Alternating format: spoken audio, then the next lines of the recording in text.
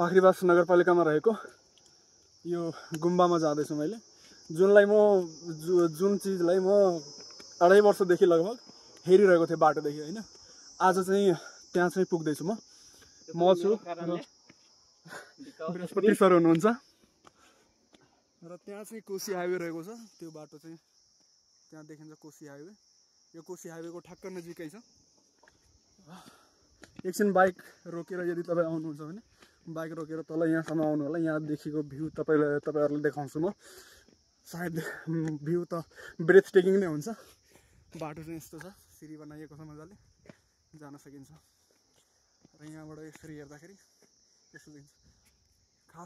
खास यसमा यो ठाउँ यदि घुम्नलाई आउनुहुन्छ भने सनसेटको टाइममा र सनराइजको टाइममा आउँदाखेरि राम्रो देखिन्छ। टक्क उता पूर्वतिर सूर्योदय आएको र सनसेटमा यदि आउनुभयो भने सूर्य पश्चिमतिर अस्ताएको र सायद त्यहाँबाट अरू नदी पनि देखिन्छ र अरू हिमालहरू पनि देखिन्छ। हिमालयन रेन्जको खास गरेर मकालु हिमाल यहाँबाट देखिने हो। मकालु हिमाल पनि देखिन्छ होला। यस्तो छ बाटो, सिडी बनाइएको छ।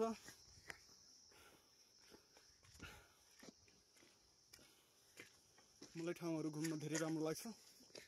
त्यही भएर विकेन्ड हुने बित्तिकै, केही छुट्टी हुने बित्तिकै म केही न केही एक्सप्लोर गर्नलाई आइहाल्छु।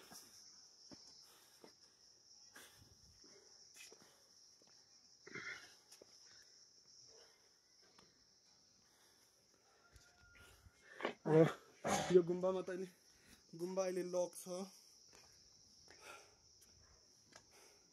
हामी चाहिँ यता पछाडितिर जाँदैछौँ।